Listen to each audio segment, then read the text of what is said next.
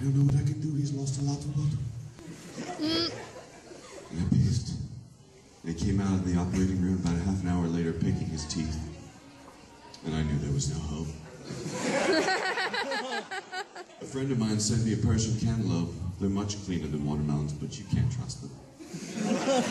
I knew a man who was so lonely he befriended an onion. But they're vicious. They attack you. They go for your eyes. The end.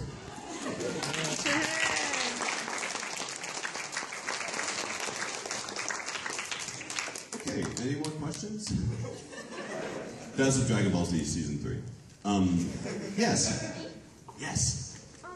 Out of all the animes that you have dubbed in, which one do you think, which one do you favor the plot line of most? I think, let's see, I really loved, I think one of the most beautiful stories that has ever been told in all of anime is Full Metal Alchemist. That is a gorgeous story. Like, that is one of those shows. Like Dragon Ball Z was popular because it just kind of hit at the right time and it hit people at the right age, and it's about a bunch of kung fu stuff or whatever.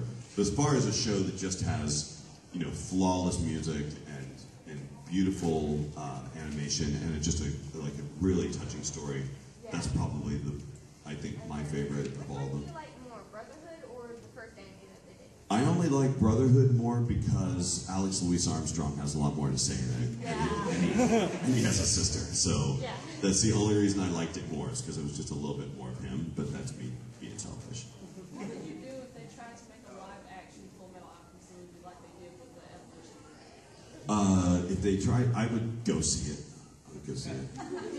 I would look at it the same way I looked at the Dragon Ball movie. I win either way. It's either going to be really good or really bad, and so I win. If it's really bad, that's even more fun than if it's really good, because then I get to complain about it. Other people want to tell me stories or anything? Yes. Oh, yeah, he brought up a copy of Blue Gender yesterday. How many of you guys have actually seen or remember the show Blue Gender? Okay, 3 of you. Okay, it was Funimation's like third show that they ever had. There was Dragon Ball Z, then there was Yu Yu Hakusho, the show for you and you and you, and then there was what's called Blue Gender. And Blue Gender was just an important show because it was the first show that we ever recorded with the materials that I was showing you below, like with all the music and all the sound effects at the same time. Because when we first dubbed Dragon Ball, it was nothing like this, like what I showed you on here. When we were first dubbing Dragon Ball Z, it was a hot mess. Because Dragon Ball Z was huge in Japan still, it was huge in all these other countries, and the Japanese could not get us materials fast enough. They're like, hey, we have to get this on TV. They're like, oh, we get materials to you soon. They're like, no, we need them like yesterday. And we look for them again. So we ended up having to get the materials for Dragon Ball Z from the Mexican dub. So anyone who was like, were you inspired by the Japanese voices when you recorded Dragon Ball Z? I would say, I'm inspired by them now, but back then, I didn't know what they sounded like. All I knew what they sounded like was Goku. And the only thing that I knew about, I didn't speak Spanish either, but the funny thing about the Spanish dub is that they had to change Chi-Chi's name. Anyone who speaks Spanish will understand, like, because it apparently means boob or something. But yeah, so they changed her name to Milk. Learned the name puns and stuff. So that's where milk comes from, in case anyone's interested. Not the one, not the milk we drink, hopefully. I mean, it's possible. We were recording on the worst equipment back then. Back in 1998, like, we were using what's called a 3/4 beta deck, and it was a cassette recorder that was about as big as this cart, and you had to put the cassettes are about the size of that projector into it, and you put it in, and like it would take 15 or 20 minutes just to rewind it to the beginning. So if you made a mistake and it accidentally started rewinding and you didn't notice, like you've left the room, your session would be delayed like a half hour. And so what would happen is at the beginning of each take, they'd press a button and the machine would go like,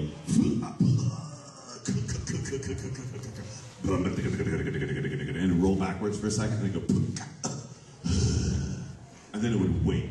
They just wait for like 5, 10, 15, 20, sometimes 30 seconds. You'd be sitting there waiting for it, and then start and like spin up again and go foot, foot, foot, foot, foot, foot, foot, and then it'd start rolling forward.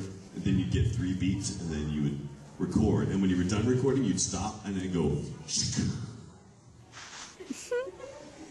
And then it would do nothing for a long time. Like you couldn't touch it, because if you pressed any buttons on the computer or did anything while it was doing its thinking, whatever it was having to do, you could mess it up and it would automatically rewind all the way to the back at the beginning of the cassette again, and you couldn't stop it.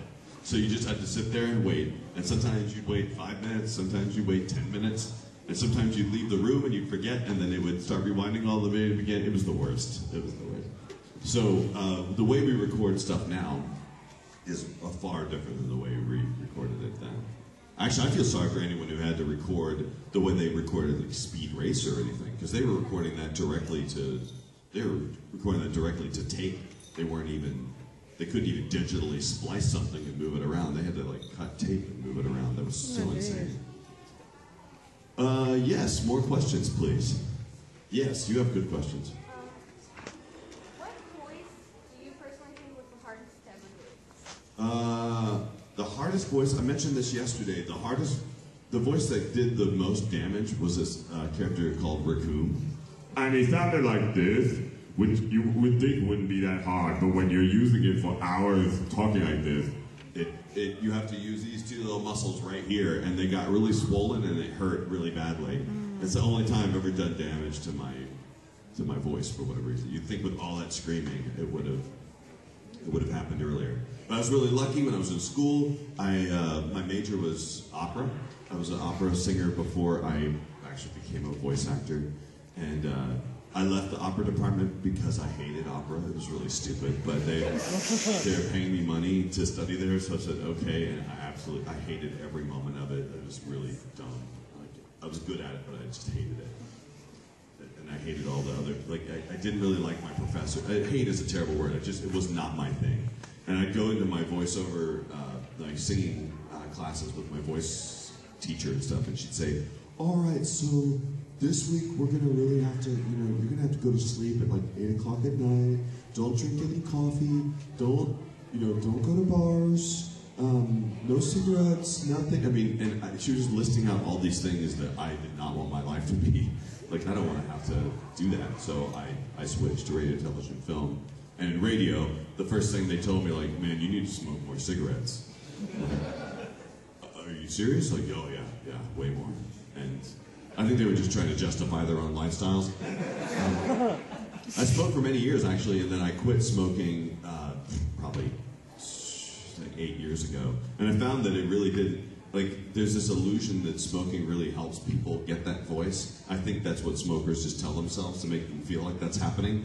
But my voice has been way more consistent and better since I stopped smoking. I could do some really weird sounds when I was a smoker, but I never knew what sound that was going to be at any given morning. I'd wake up and I'd be like, I sound like this. Cool.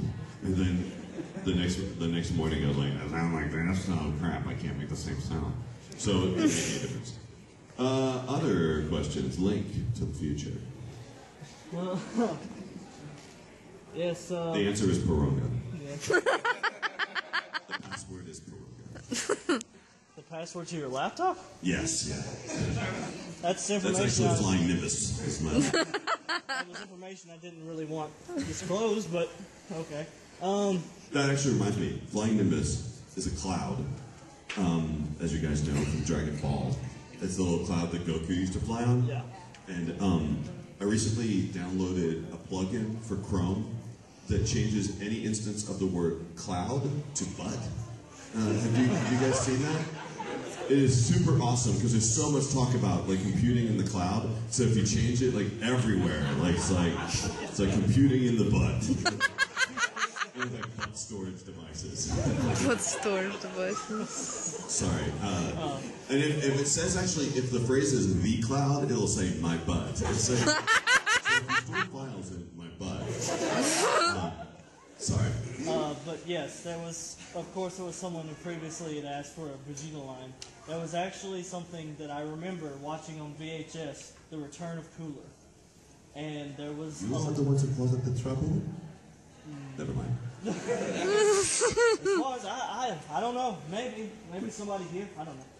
But what I was wanting to do, there was always 2 lines that I wanted to share, Okay. and it was there was just a Goku line and a Vegeta line. That's it. Okay. I'll put the scene to it. The meta coolers are up on the cliff.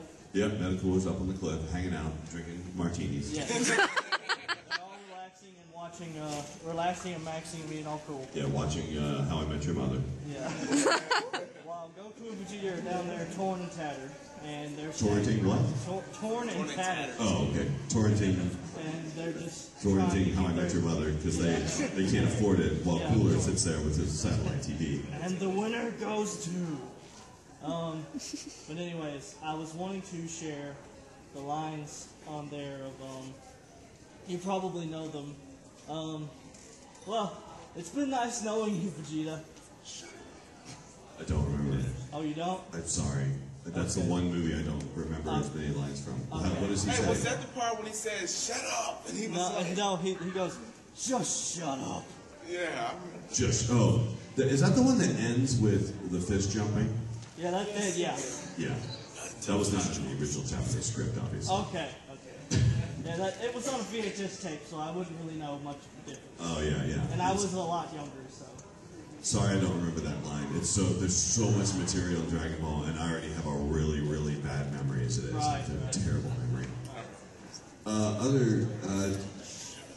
Crazy hair guy. Sorry, I just shouldn't have said that out loud. A couple years back, I made a very honest effort to watch all of Speed Rapper. Oh, gosh. Yeah, that was my reaction. What was your opinion of that show when you were working on it? Because it was a very odd piece. I loved it. I loved working on it. I especially loved it because I was working with Chris Bevins on that show, and for whatever reason, he was feeling really lazy around that time. So I would come in for my sessions at 10 o'clock in the morning, and he'd go, I'm kind of tired. You want to go get coffee? I'm like, sure, let's get coffee. Yeah, I need to finish a few emails. You mind just hanging out? I'm like, okay. He goes, oh yeah, there's some new Lost action figures. Like, you want to check these out online? And they'd be like, well, it's already noon. Do you want to go to lunch? I'm like, okay.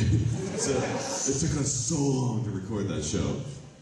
But I remember it just getting weirder and weirder and weirder towards the end. It was very, very strange. Do you know who makes it? Like, I think his second appearance in all of anime is in that Michael Tatum. You guys know who Michael Tatum is, right? He's like everything now. He's a Black Butler. He does a bunch of stuff. He plays the rubber dude in the first or second episode, whatever that rubbery guy is. Yeah, that was just a great show. And I've always tried to kill people with my camera since then. It never works. So it's a shame. Don't watch that show. At least not around your parents, because it's not a good show. Let's see, you. So was this convention conceived as a mentoring program for Mr. Toonami for you to teach Bryce Papenbrook how to be Mr. Toonami? Oh, is this how to teach Bryce Papenbrook how to be Mr. Toonami? Is he Mr. Toonami? That's what they seem to call him. Mr. Toonami. He's Kirito and Aaron. Oh, you're right. Gosh, he does a lot of stuff. It's weird too because he's awful, isn't he? Yeah, they agree. No, I love that guy. He's awesome. Shorter than I imagined. There he is. But I met him for one of the first times around Stephanie Shea. Do you guys know who she is? She's another voice actress, but she's this tall. So I actually thought he was relatively tall before. Anyway, yes, you.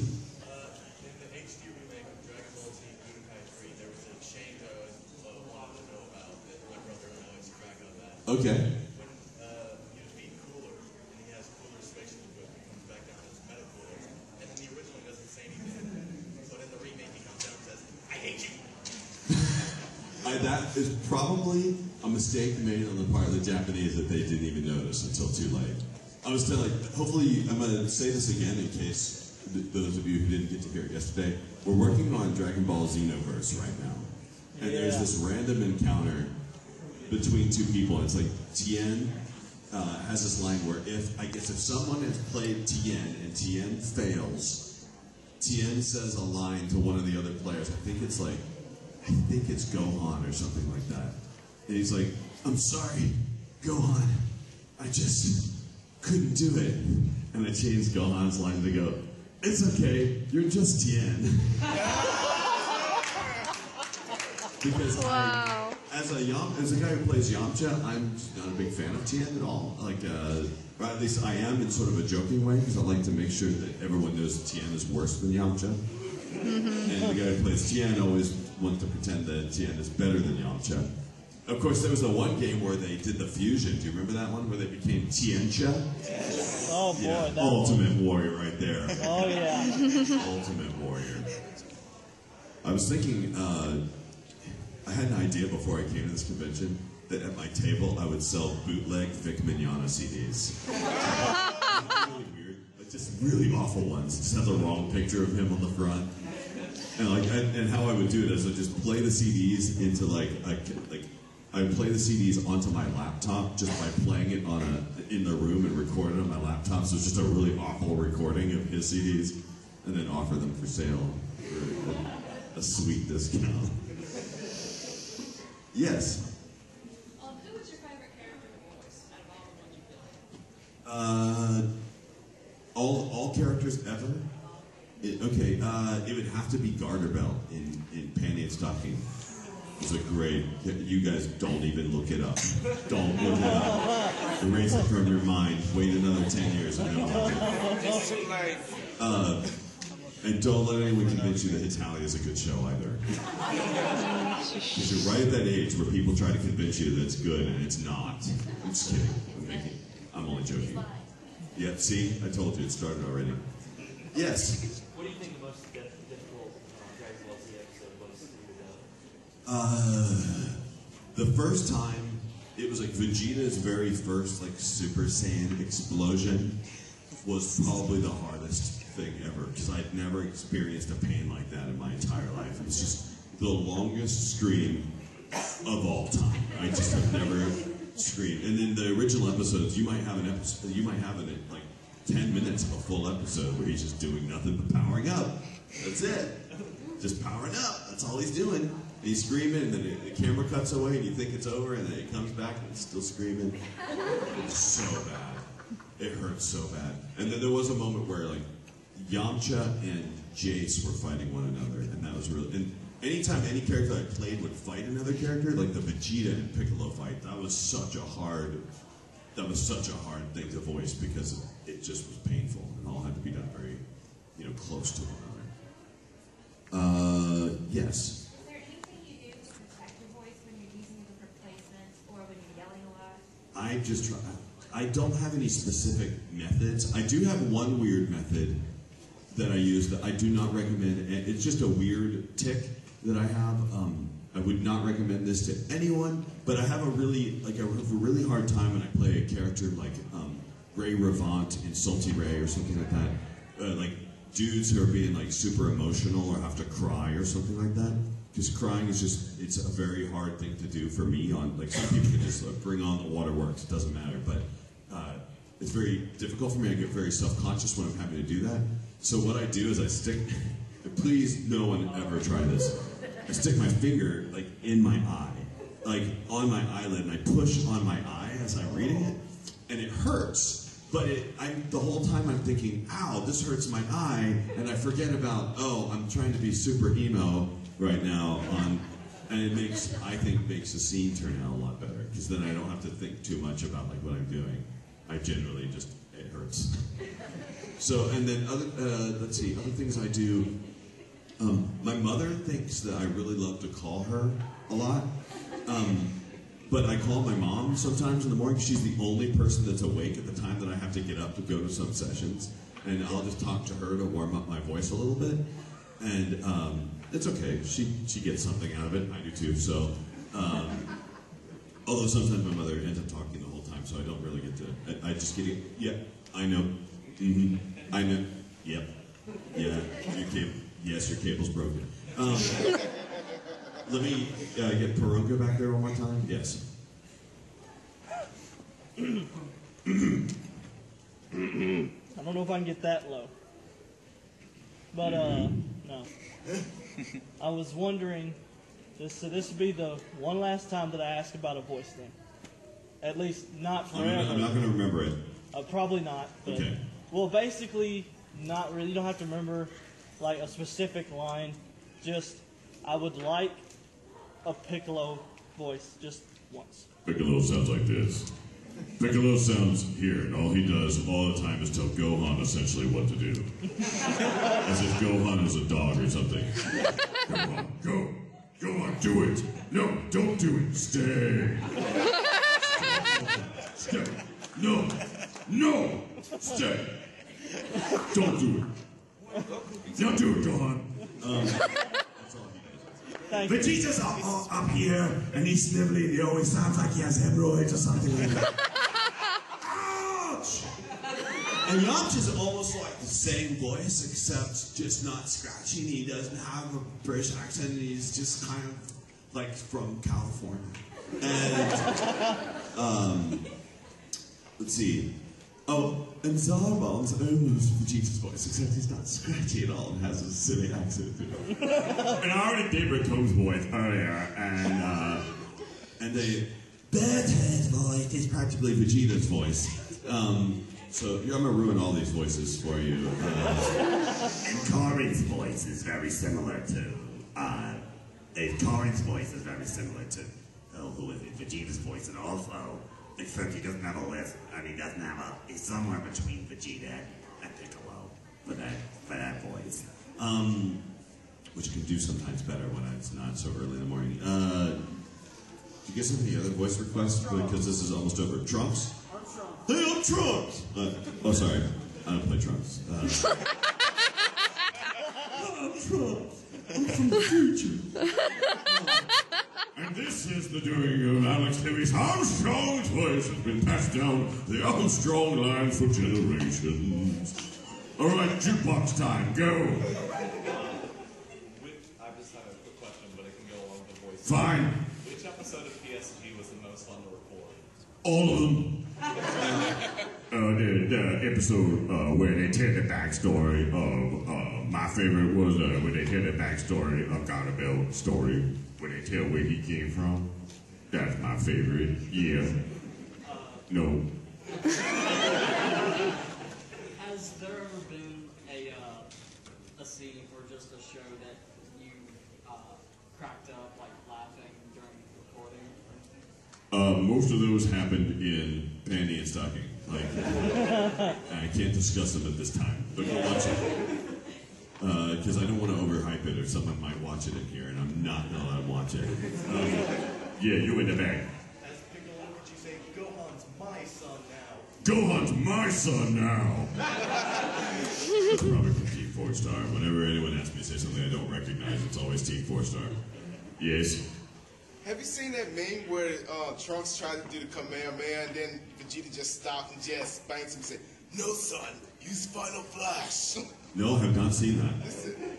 Where's that from?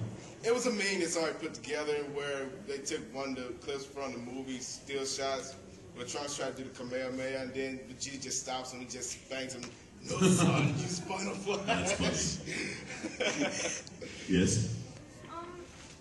You did a voice on one of my favorite animes, D. Grayman. You did General Marion Cross. Yeah.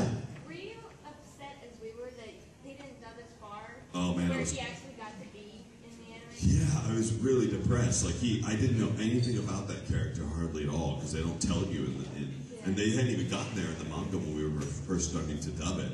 So I didn't know anything about that guy's character at all. I heard it gets to a crazy place in that show.